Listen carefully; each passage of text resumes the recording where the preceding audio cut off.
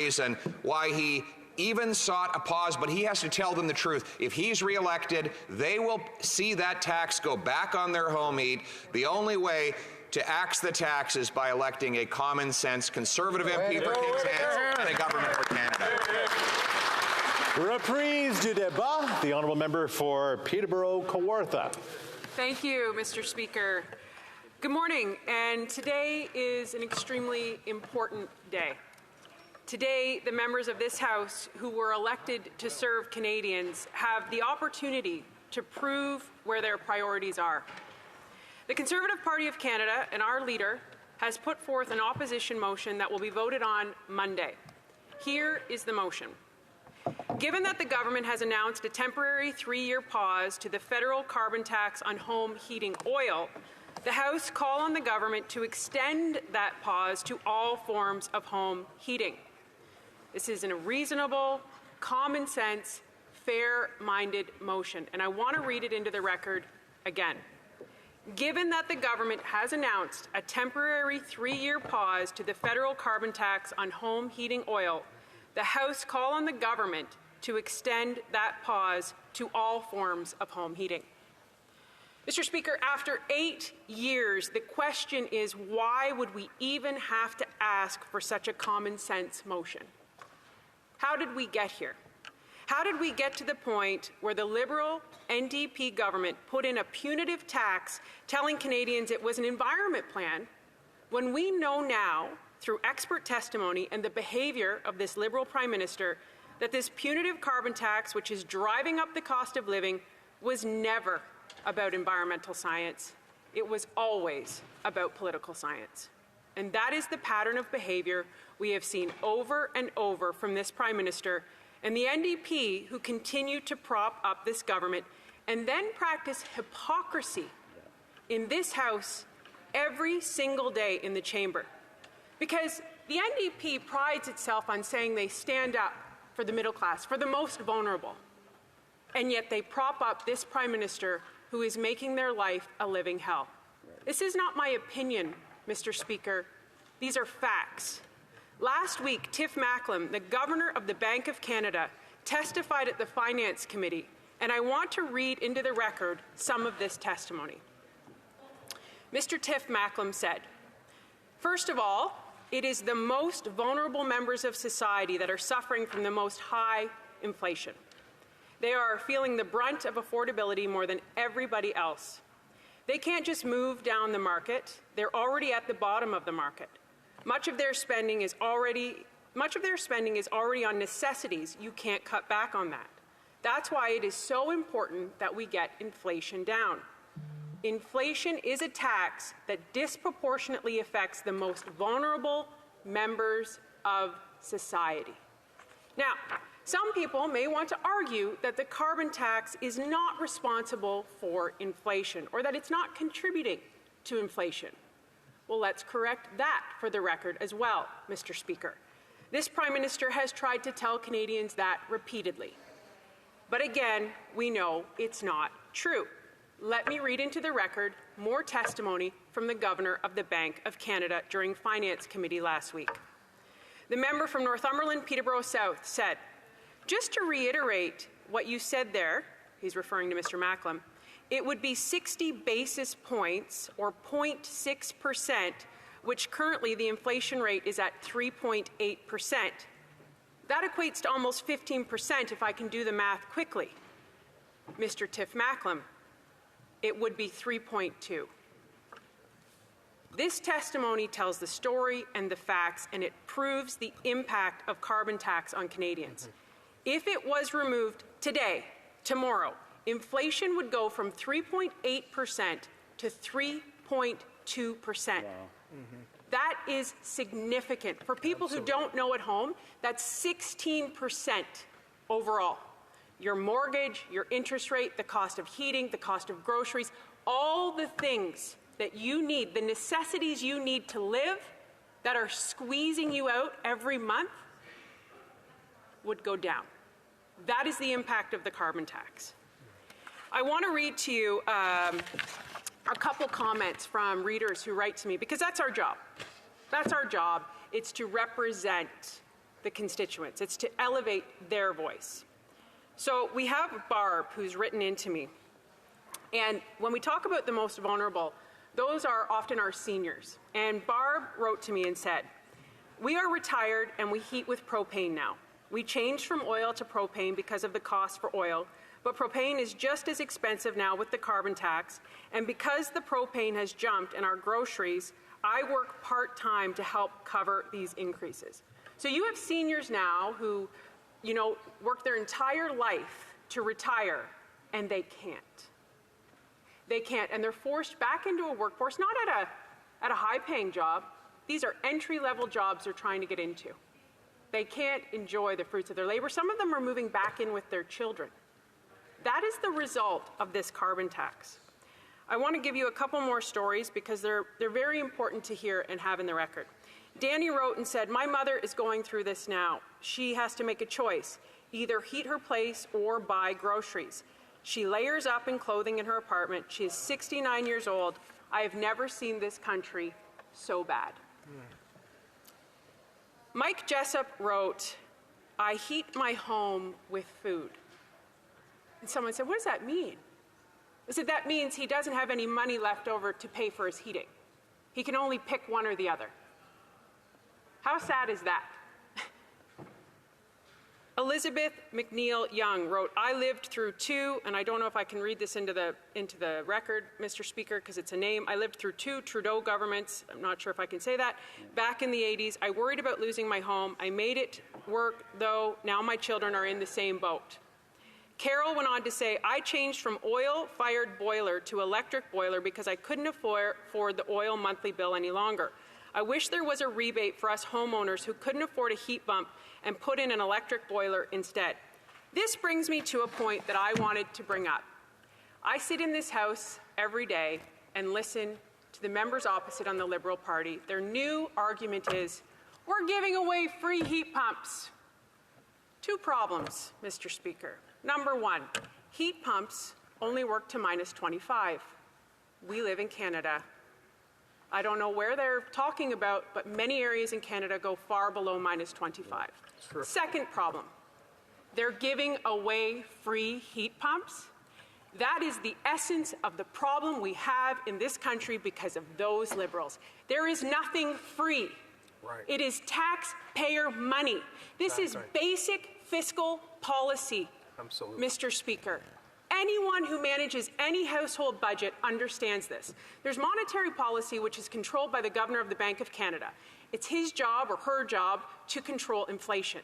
Fiscal policy is controlled by the government, which in this case is the Liberals and NDP. And fiscal policy is how much you spend. And anybody at home, a basic student going to university right now knows if you spend more than you make and you have to use your credit card, you will only be paying off interest, and that debt will go up and up and up. That is how we got into this position. So when they say they're giving away free heat pumps, Nothing's free. that's disgusting because it is taxpayer money. Be honest, be transparent. You are using taxpayer money. How much is that going to cost? Are they going to pay for the AMP service that they're going to need to up that AMP service? That is the issue. They don't have their money. They have taxpayers' money. And until they figure that out, we are going to keep doing the same thing over and over again. Their agenda is not about the climate. It's about holding on to power and keeping seats that are slipping from them because Canadians cannot handle this misery any longer. We heard from a Liberal minister on national television say if people want to break from the carbon tax, they have to vote Liberal. Shame. Shame. It is awful. Every Canadian deserves the necessities to live. We are Canada.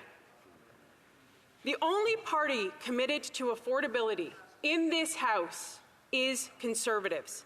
And today, we challenge this House to prove their service to Canadians and to prove that they will do what they were elected to do, which is make life better, not worse. The most compassionate thing you can do is make life affordable for our children, for our seniors, for the middle class who go to work every day to pay their bills, and they can't.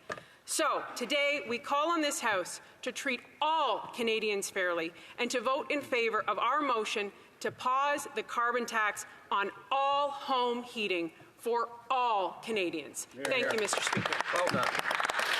Questions and comments? Question et commentaire. The honourable member for Thunder Bay, Rainy River. I'd like to thank the member for her statement. I was interested to hear she said that heat pumps don't work when it's minus 25 below. I just came back from the western part of my riding, including Emo, which is in northwestern Ontario, where it quite commonly gets much below 25 degrees, and half the town uses heat pumps. I would think, and I know that the member is also from Peterborough, I know even in Peterborough it gets below minus 25. So really nobody north of Peterborough uses heat pumps, and are you not in favor of heat pumps? Because it certainly seems like an affordable way to heat your pump or heat your house if you can afford them. Thank you. The honourable member for Peterborough, Kawartha. Thank you, Mr. Speaker, and I appreciate the question. And I think, again, we're seeing an inability to see the point of the motion. Heat pumps are fine. My parents are using a heat pump right now. That is not the issue at hand. They are not serving 97% of Canadians with what they're doing. They've decided to give some Canadians a break. The reality is it is not a luxury to heat your home in Canada. And the efficiency of the heat pump drastically goes down. It's like using electricity. This is the science of it. It's just common sense. So if you do not pause the carbon tax for everyone, you are discriminating against 97% of Canadians. That is what we're asking today. Thank you, Mr. Speaker. Questions and comments? Question et commentaire. The honourable member for Edmonton, Strathcona. Thank you, Mr. Speaker. And I'd like to thank my colleague for her intervention today. Now I'm confused because, of course, we've heard the opposition stand up and talk about the fact that the Alberta NDP has been pushing back against what the government's done, but yet the Alberta NDP put forward an emergency motion in our legislature that said, be it resolved that the Legislative Assembly recognize carbon dioxide emissions contribute to a changing climate. They talk about wildfires, evacuations, extreme weather events, and then they go on to talk about the fact that there needs to be we need to apply the same programs across the country for home heating, yet the Conservatives in Alberta voted against it because it had references to the need for a climate plan. And we haven't heard from the Conservatives yet. What is their climate plan? Could this member tell me what they plan to do to deal with the biggest crisis of our time right now, the climate crisis? Because as far as I can hear from her speech, she doesn't even admit it's real. The honourable member for Peterborough, Kawartha. Mr. Speaker, so much to unpack in that member's question. First of all, shame on that member for being a representative of a party that keeps this Prime Minister in power and continues to make Canadians suffer. Secondly, I would challenge her to check out the recent Radio Canada CBC article where whistleblowers are saying they provided secret recordings by Liberal bureaucrats, outright incompetence of their Green Fund. $1 billion Green Slush Fund is a sponsorship scandal level kind of giveaway. That is not an environmental plan. That's another scandal, another misuse of taxpayers' dollars propped up by this NDP. And now they're trying to distract. Mr. Speaker, they are now stating a falsehood. There was no motion from the NDP to take GST off home heating. They are distracting from their plan to give carbon tax. Thank you. I think there's a point of order from the honourable member for Courtenay Alberni. Mr. Speaker, there was in fact a motion that the Conservatives teamed up with the Liberals to defeat, to remove. That is debate. That is, I know it's clarification and debate. Questions and comments? Question et commentaire. The honourable member for Souris Moose Mountain. Thank you, Mr. Speaker. And as the member, or my colleague, has mentioned, the Prime Minister has said a Canadian's a Canadian's a Canadian, when in reality what he's done is said pit a Canadian against a Canadian against a Canadian. And I'm wondering if the member, she's talked in her speech about how it's not equal across this country and the big challenges are here, and I'd like to hear more from her on those issues. The honourable member for Peterborough, Kawartha. Absolutely, and thank you to my colleague for that question. Listen, we just see it every single day in this House. And Canadians at home see it. This is, they see who he really is. Right. And that is the reality of what you're dealing with. This This is an ideological government who believes they are going to save you. They're going to create the problem, make life unaffordable, drive up inflation, give punitive tax, and then come back and say, oh, here's a little rebate from a scandal-level slush fund. This is, the moral integrity is gone, the agenda, everything. Divide, distract, and power. That is the agenda of this Prime Minister, propped up by that NDP government. Here, here. As my public service announcement for the morning is to make sure that everybody keeps their questions and answers as short as possible so everyone can get to participate, because I've seen a few members have tried a few times that have been unable to. Continuing debate, reprise de débat, the honourable member for Kings Hants. Thank you very much, Mr. Speaker. We are here to debate an opposition day motion made from the Conservative Party, and as I read the text of the motion, this is a common occurrence. I find the need to actually come out and clarify and provide more context to what exactly they're necessarily calling for, because this follows a really important government announcement last week. And if you look at the text of the motion, it provides no clarity, no context, and no actual solution of how the Conservative Party would deal with a very acute national issue that I look forward to talking with you and all my colleagues here today. I think it's important, before I get talking about, Mr. Speaker, what the government announced last week, about why there is a carbon price system in this country at all. We are here because, as colleagues would have experienced across the country, we are experiencing more and more dramatic and extreme weather as a result of climate change. Mr. Speaker, in our home province, we had the worst forest fires in our history. Indeed, that was a reality across the country. We've had Hurricane Fiona. I remember reading, and I've talked to constituents, Mr. Speaker, hurricanes used to happen maybe once a decade on the Atlantic coast and in Nova Scotia. They're happening every year. In some cases, we are subject to having 2 storms. So the science is clear. Generally, most parliamentarians in this place believe the importance of moving forward, and carbon pricing is an effective way to do that. There are 77 jurisdictions around the world that have a form of carbon pricing. The Conservative Party last election ran on a carbon price. Canada is not alone in this regard, and it is an important tool to being sure that we can drive forward. And the way that the government introduced the system, Mr. Speaker, was to be very mindful of balancing affordability. I just listened to the member from Peterborough-Kawartha. She's not entitled to her own facts. The facts are that the Parliamentary Budget Office has consistently shown that there is 8 out of 10 families in this country that receive more money back from the climate action incentive payments than what they pay in any form of carbon pricing. That is not my fact. That is not the member from Peterborough-Kawartha's fact. That is the Parliamentary Budget Office, who is an independent member of this Parliament, to provide that reality. And carbon pricing in our environmental strategy is working, Mr. Speaker. And notwithstanding you never hear comments or concerns from the Conservative Party about environmental concerns or a plan, we are the only government in the history of this country, Mr. Speaker, that has actually reduced GHG emissions and grown the economy at the same time. Again, that is fact. Is there more work to do? Absolutely. But I'm proud of being part of a government caucus and a government that has been focused on that number one question. I can't say the same for the official opposition. And that is the contrast, Mr. Speaker. As I've said before, I am not seeing any plan, any vision, or any desire to want to jointly address the questions right now of affordability and environment. And as I've said publicly, Mr. Speaker, those are 2 things that have to go hand in hand. The Conservatives don't seem to understand that we have to be able to tackle these issues at the same time. They cannot be independent. So, Mr. Speaker, last week the government made a really important announcement, and as a rural member of Parliament, I am proud to see the adjustments that were made. Because at the end of the day, Mr. Speaker, not all Canadians have the same access to change behaviour and to benefit from the Climate Action Incentive Payment Program. Not all Canadians have the same tools in the fight of climate change, particularly the further you go outside major urban areas.